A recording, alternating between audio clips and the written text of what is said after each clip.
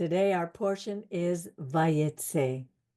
And this portion, it continues the saga of Jacob escaping the wrath of his brother Esau, who was threatening to kill him, and he heads off to Haran, the country where Abraham had left, where his mother Rebekah had lived.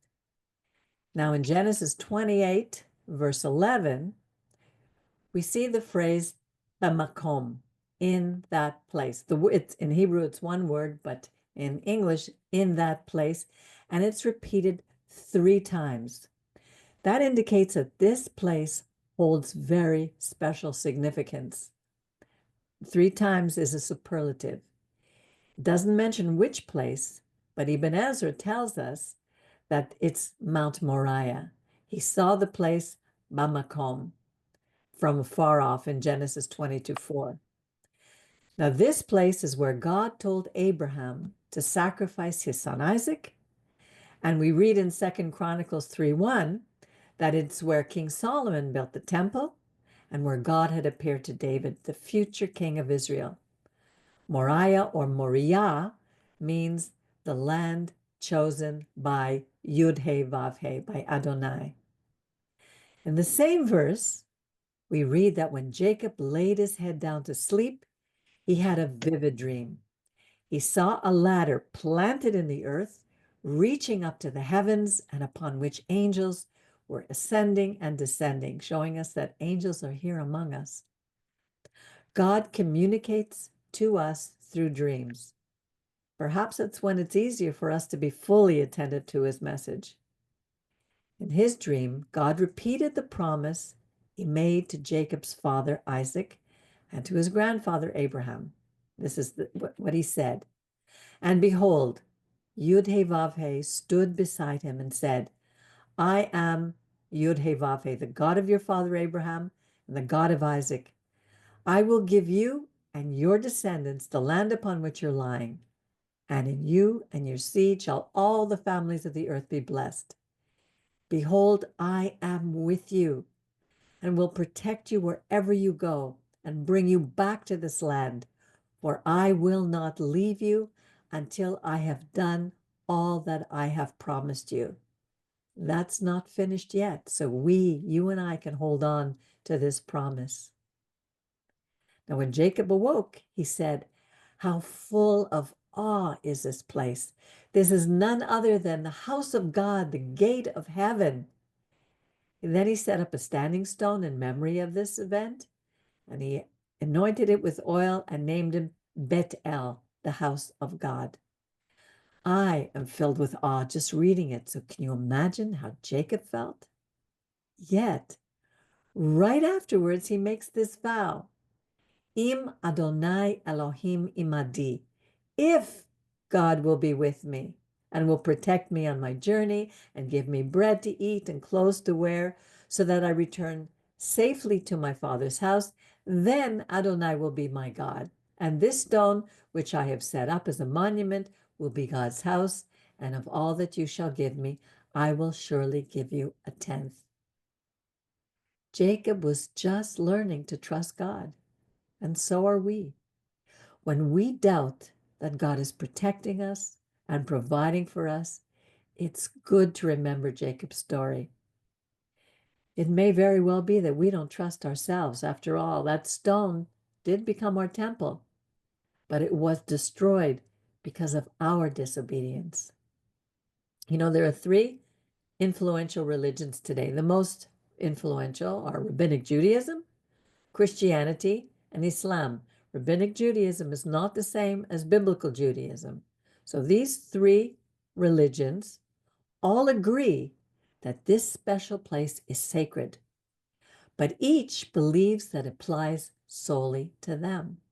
However, in the future, it will be as Isaiah says in chapter 2, verse 3, and many nations, many people shall go and say, come, let us go up to the mountain of God, to the house of the God of Jacob.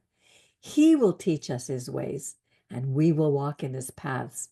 For out of Zion shall go forth the Torah and the word of God from Yerushalayim. We say that every Shabbat. Mount Moriah is the special gateway to heaven, to all who trust in Abraham, Isaac, and Jacob's God, the God of Israel. During our lifetime, we will be faced with various adversaries. Some help us to grow in a healthy way, while others just want to destroy us. The latter, in this story, belongs to the character Lavan, Jacob's uncle. Now, Jacob sought refuge there because that's where his mother Rebekah sent him. Although Lavan told Jacob that because he is bone and his flesh, he is of his bone and flesh, and that he is his brother, he should be treated well. But the story reveals that Lavan did everything he could to take advantage of his brother, Jacob.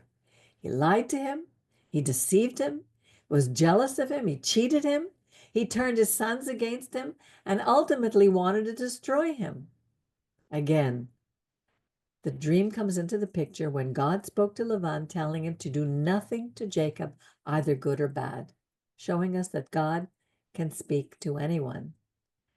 And that phrase, that he is his brother, what does it mean to us today? That he is his brother. The entire Middle East are our brothers. In truth, all of humanity is a brotherhood, since we all descend from Noah. But how do we treat our brothers? Well or poorly? Sadly, we know the story of the first two brothers on earth, Cain and Abel. Cain killed his brother. And that same jealousy that forced the hand of Cain to murder his brother is repeated here in Genesis 31. Laban's sons were heard to say, Jacob has taken away all that is our father's, and he has gained all this wealth from what belonged to our fathers. We know that the opposite is true, but when we are blinded by jealousy and hatred, lies can easily appear to be true.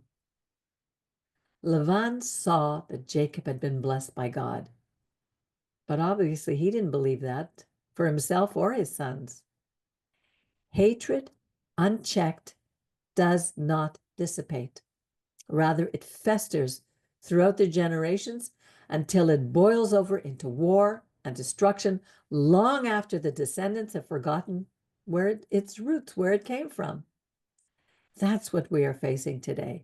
That is the root of anti-Semitism. And even though Jacob and Laban made a pact before they separated, pacts cannot change the heart. Only God can. Look how many pacts, covenants have been made, treaties have been signed in the Middle East. There's no difference, there's no change. Now, what originally sparked Jacob's desire to return to his homeland? Perhaps he was fed up with the treachery of Laban's family. But later, his desire was confirmed when God told him it was time to return home. Laban's sons were only too happy to cheat their cousin out of his 20 years of wages, in spite of being blessed because of him. How often in our long history have we Jews had to flee to another land because the people were threatening to destroy us?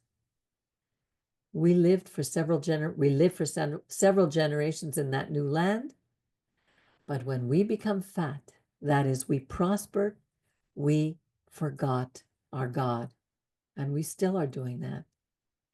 Do you notice how a city thrives when Jews move in? We invent, we work hard, we strive to be the best, not only for our own families, but for everyone around us. We have been programmed to make this world a better place. That's because of God's promise to our forefathers. However, the opposite is also true.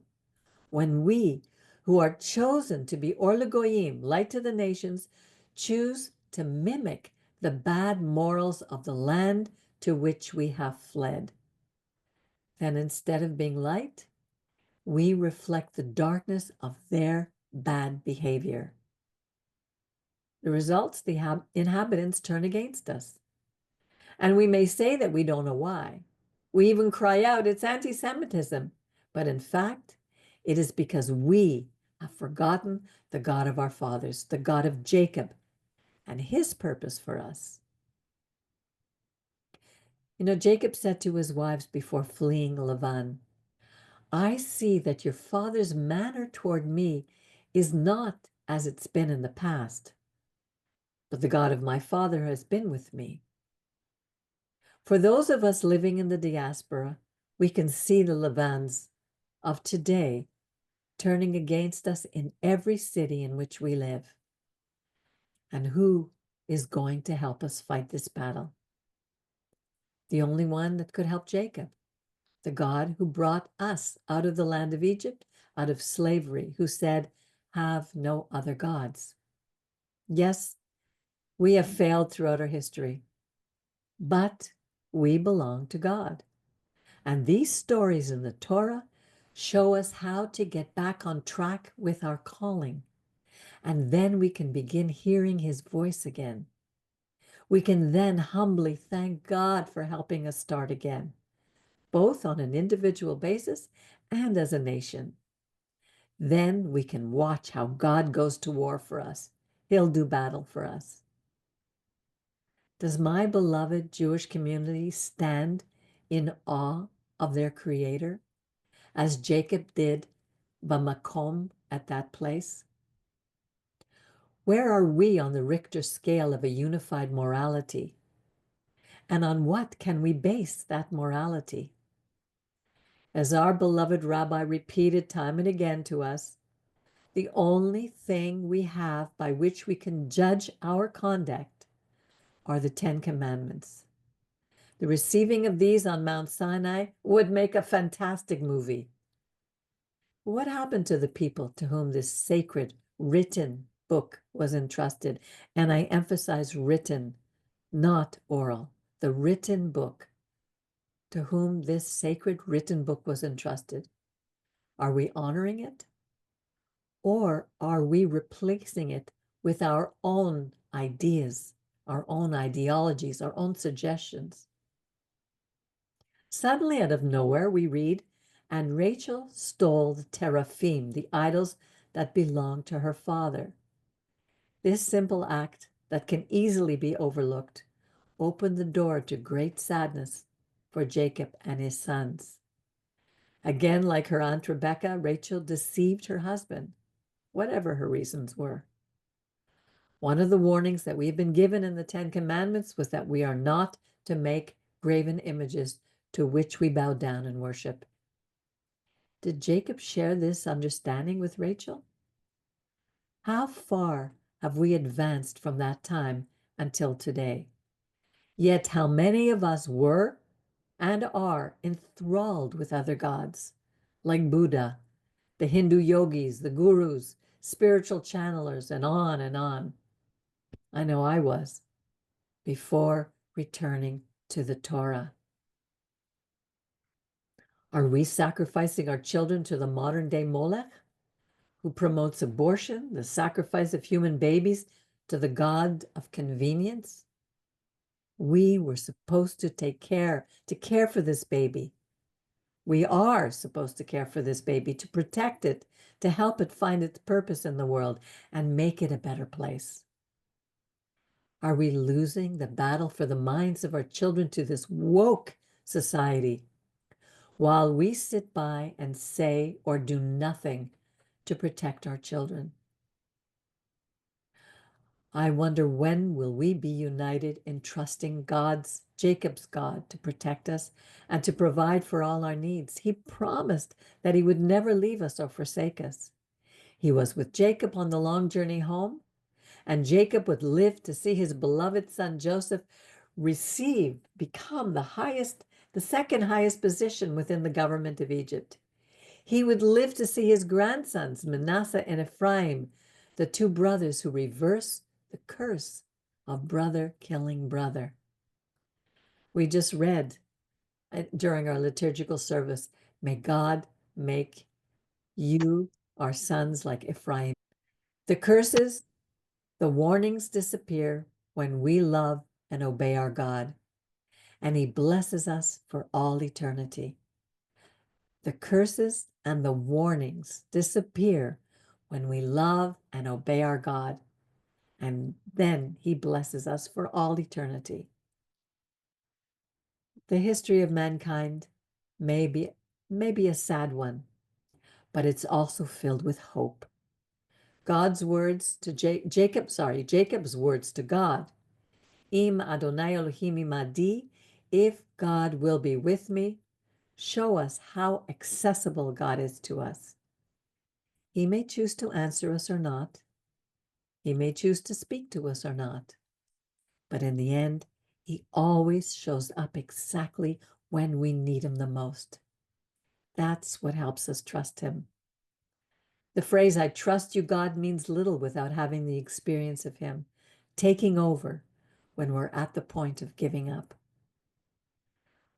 What is our biggest challenge as sojourners, as travelers on this earth? And whom do we trust? The God of Lavan or the God of Jacob? Most of the world right now does not trust or believe in the God of our fathers, Abraham, Isaac, and Jacob. They have other gods. They don't believe in the God who gave Israel and their descendants to the promised land. They have their own gods. The old hatred and jealousies are still alive. The jealousies of Lavan, the jealousy of Esau, they are all still here. But we can rely on his words to Jacob. Behold, I am with you, and I will protect you wherever you go, and I will bring you back to the land, for I will not leave you until I have done all that I have promised you. Shabbat Shalom.